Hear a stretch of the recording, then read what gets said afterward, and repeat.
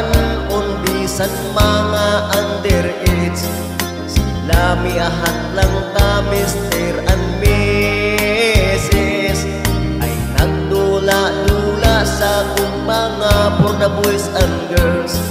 Nangadisgrasya sa embrace o lips to lips. Mr. and Mrs.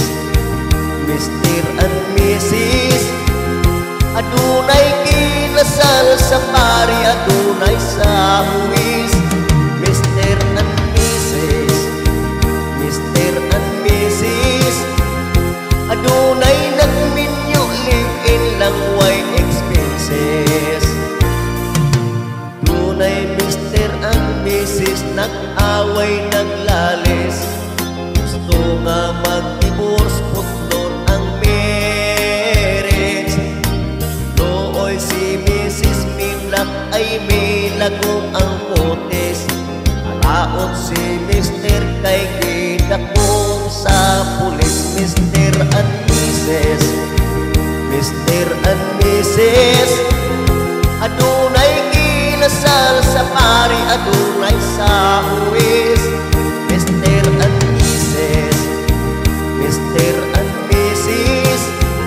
Adunay nagminyo, live-in lang, way expenses. Sobrang trabaho gipasan ni Mr. o Mrs. Sige lang panganak, bisan may krisis. Kagbarikos pins ang BTS ni Mrs. Walay kontrol si Mr. nagniwang si Mrs. Mr. and Mrs. Mr. and Mrs. Adunay kinasal sa pari, adunay sa huwis. Mr. and Mrs.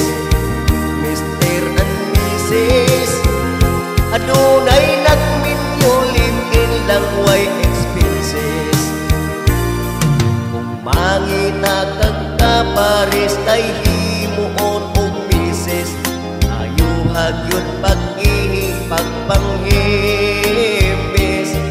Kay kung bati ang makuha, wala kay happiness. Anugon niya ang gasto, mura kag kitulis. Mr. and Mrs. Mr. and Mrs. Adunay kinasal sa pari, adunay sa huwis. Mr. and Mrs. Mr. and Mrs. Adunay